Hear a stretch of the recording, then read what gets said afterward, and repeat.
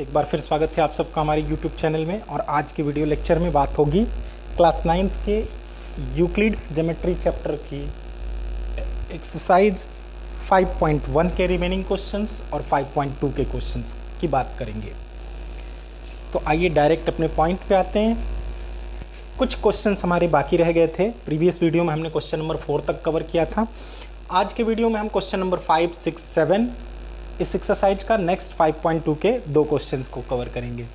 तो question number 5 है, in question number 4 point C is called a mid point of line segment A B. Prove that every line segment has one and only one mid point. Question number 4 से ही related है, तो question number 4 को एक बार पढ़ लेते हैं। Question number 4 था हमारा, if A point C lies between A and B such that A C is equal to B C, then prove that A C is equal to half A B by drawing figure. कह रहा था कि C अगर बीच में हो किसी line segment के ए B के और A C is equal to B C हो तो ए सी की लेंथ ए बी के हाफ होती है। उसी का यूज़ करके हमें ये दिखाना है कि किसी भी लाइन का सिर्फ एक ही मिड पॉइंट होता है। तो आइए हम इसको कंट्रेरी मेथड से प्रूव करने वाले हैं। कंट्रेरी मेथड मीन्स जो प्रूव करना है उसके अपोजिट हम सपोज करेंगे। बाद में एज्यूम्सन हमारा जाके पता चलेगा कि गलत वे में जा रहे हैं तो हम अपनी गलती मानेंगे और जो गिवन है उसको ट्रू मान लेंगे।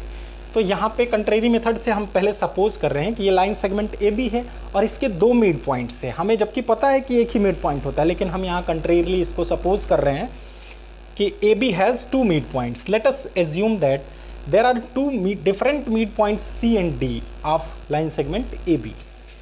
अब देखो, अगर सी मिड पॉइंट है तो A C is equal to क्या होना चाहिए? हाफ ए बी के इक्वल होना चाहिए। क्वेश्चन नंबर 4 में हमने यही प्रूव किया था। और अगर डी मिड पॉइंट है, देन डी मिड पॉइंट है तो A D is equal to भी हाफ ए बी होना चाहिए। मिड पॉइंट हाफ होता है, टोटल मिड पॉइंट से हाफ हाफ हो जाते हैं। अब देखिए, फ्रॉम इक्वेशन 1 एंड 2 ये क्लियर है और एग्जाम में भी हमने पढ़ा है half of the equals are equal. तो ए बी के इक्वल है तो ए बी का हाफ ए बी के हाफ के इक्वल होगा। ए बी का हाफ यहाँ ए सी के इक्वल है और यहाँ ए डी के इक्वल है। तो इसके अकॉर्डिंग क्या होना चाहिए?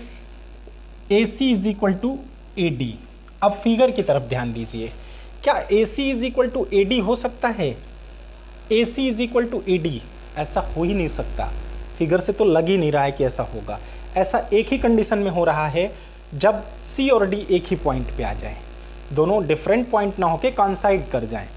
तो फिर यहां लिखेंगे हम लोग, this is possible only when C and D coincide. C और डी जब कॉन्साइड करेंगे तभी ऐसा होगा। हेंस और सपोजिशन इज रॉन्ग। कॉन्साइड करने का मतलब कि ये दो डिफरेंट पॉइंट ना होकर के सेम पॉइंट हैं, जबकि यहाँ हमने डिफरेंट मिड पॉइंट सपोज किया है। हेंस और सपोजिशन और assumption is wrong and every line segment has only one mid point. हर लाइन सेगमेंट का सिर्फ एक ही मिड पॉइंट होता है। प्रूव्ड। यही हमें इसमें प्रूव करना था। तो अब हम क्वेश्चन नंबर 6 की तरफ मूव करते हैं। In figure A C is equal to B D, इसमें गिवन है prove that A B is equal to C D. Given क्या है? A C is equal to B D. A C को हम क्या लिख सकते हैं? A C is equal to लिखा जा सकता है A B plus B C. Figure से क्लियर है, ए बी और बी सी को ऐड करेंगे तो ए सी मिलेगा। और बी डी किसके इक्वल है? बी डी अगर निकालना है तो B C plus C D हम करेंगे। B C plus C D, figure से क्लियर है, B C plus C D add करेंगे तो बी डी होगा। बट गिवन क्या है? But it is given that A C is equal to B D. अब A C is equal to B D है तो ए सी की value रखिए, A B plus B C equal to B D की value रखिए। B D की value है B C plus C D. अब दोनों तरफ से बी सी माइनस कर लीजिए, दोनों में बी सी कॉमन है तो A B plus B C minus B C is equal to B C plus C D minus B C.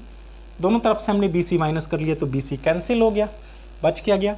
A B is equal to C D.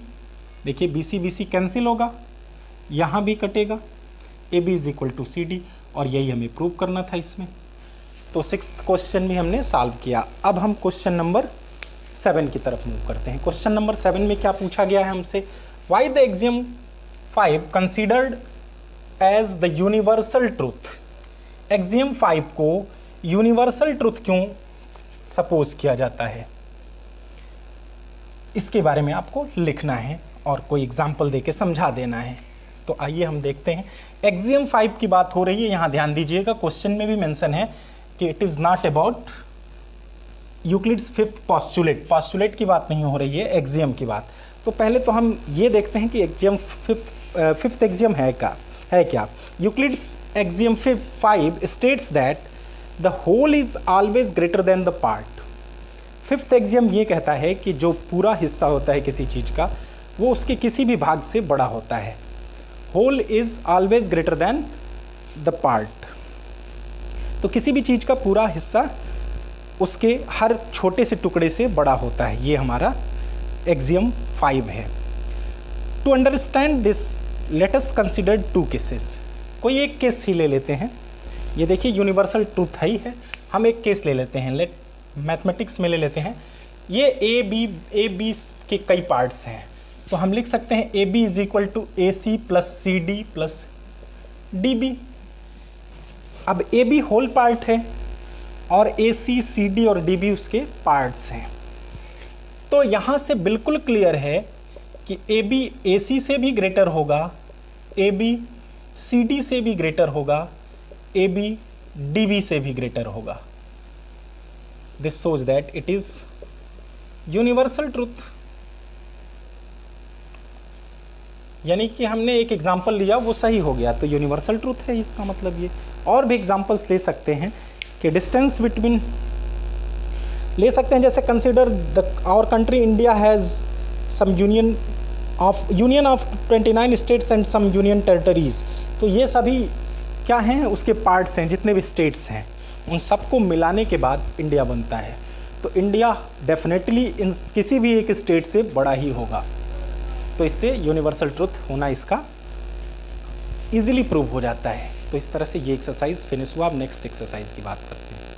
तो यहाँ पे students को एक सेकेंड एक्सरसाइज मीन्स एक्सरसाइज 5.2 के 2 questions को भी हम लोग देखेंगे। फर्स्ट क्वेश्चन क्या कह रहा है, how would you rewrite Euclid's 5th postulate so that it would be easier to understand. Euclid's 5th postulate जो है वो सबसे बड़ा पॉस्टुलेट है और डेफिनेटली आप लोगों को याद करने में या समझने में उसी को दिक्कत आती होगी। बाकी सारे यूक्लिड्स पॉस्टुलेट तो बहुत इजी हैं, बट 5th पॉस्टुलेट को समझना थोड़ा सा मुश्किल है। तो कह रहा है कि क्या यूक्लिड्स 5th पॉस्टुलेट को हम किसी और तरीके से लिख सकते हैं। आप किस तरह से अपने तरीके से लिखना है कि उसको समझना थोड़ा सा इजी हो। तो आइए देखते हैं हम किस तरह से एक्सप्लेन कर सकते हैं। There exist a pair of straight line, वो इसी से रिलेटेड है 5th पॉस्टुलेट की। 2 लाइन अगर कहीं जा रही हैं, उसको 3rd लाइन इंटरसेक्ट कर रही है और उसके एक ही साइड के ट्रांसवर्सल के एक ही साइड के दोनों इंटीरियर एंगल का सम 180 से लेस है, तो डेफिनेटली वो उसी डायरेक्शन में इंटरसेक्ट करेंगी प्रोड्यूस करने पर। अब इसको थोड़ा सा और इजी वे में हम बताते हैं। There exist a pair of straight line which are parallel only. अब हम ये कह सकते हैं कि इतना सारा कहने की ज़रूरत ही नहीं है कि उस डायरेक्शन में इंटरसेक्ट करेगी या इस डायरेक्शन में नहीं इंटरसेक्ट करेगी। हम ये कह सकते हैं कि वो 2 लाइन पैरेलल सिर्फ तभी होंगी जब उनके इंटीरियर एंगल्स का सम 180 हो जाए, या फिर दूसरा क्या कह सकते हैं, परपेंडिकुलर डिस्टेंस उनके बीच का हमेशा क्या हो जाए, इक्वल हो जाए। या फिर तीसरा तरीका ये भी कह सकते हैं कि वो कहीं पे इंटरसेक्ट ना करती हों, क्योंकि इंटरसेक्ट करेंगी तो वहाँ पे 5th पॉस्टुलेट हमारा काम करेगा। और उसी को हम इजी वे में एक्सप्लेन कर रहे हैं कि अगर वो कहीं पे इंटरसेक्ट नहीं करती हैं तो पैरेलल होंगी, अदरवाइज वो इंटरसेक्ट करेंगी। तो देखिए हम इजी वे में कैसे लिख सकते हैं, there exist a pair of straight line which are parallel only when perpendicular distance between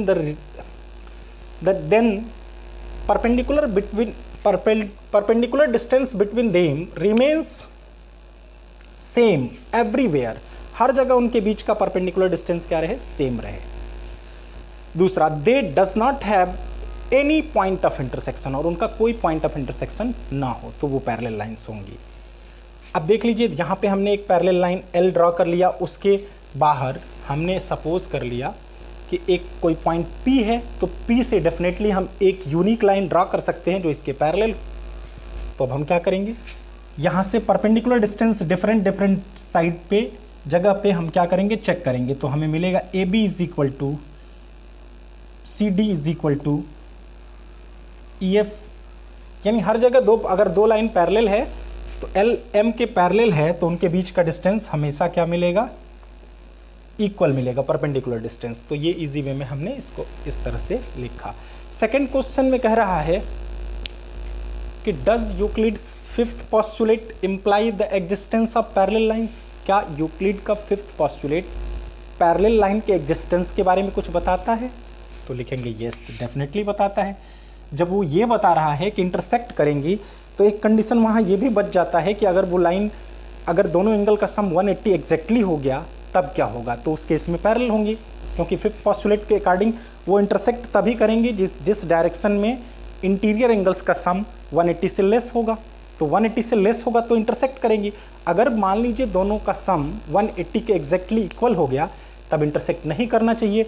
जब इधर 180 हो गया तो इधर भी 180 होगा, लीनियर पेयर बन रहा है, तो इधर भी इंटरसेक्ट नहीं करनी चाहिए, इधर भी नहीं करनी चाहिए, इसका मतलब वो पैरेलल लाइन होंगी।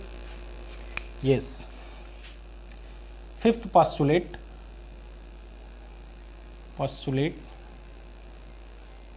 imply the existence of parallel lines। Parallel line के एग्जिस्टेंस को ये बताता है। अब एक्सप्लेनेशन देख लीजिए। Consider the line PQ falls on AB and CD। हमने सपोज कर लिया AB और CD दो लाइन है और एक लाइन PQ इस पे ट्रांसवर्सल है। तो अगर angle 1 plus angle 2 less than 180 होगा, this implies AB and CD intersect at G। तो इंटरसेक्ट करेंगे किधर, इसी डायरेक्शन में जिधर लेस है 1, और वो कहाँ पे G पे इंटरसेक्ट कर रही है। बट अगर मान लीजिए एंगल 1 प्लस एंगल 2 एग्जैक्टली 180 के इक्वल हो गया, तब तो किधर भी नहीं इंटरसेक्ट करना चाहिए। Then lines do not have any point of intersection।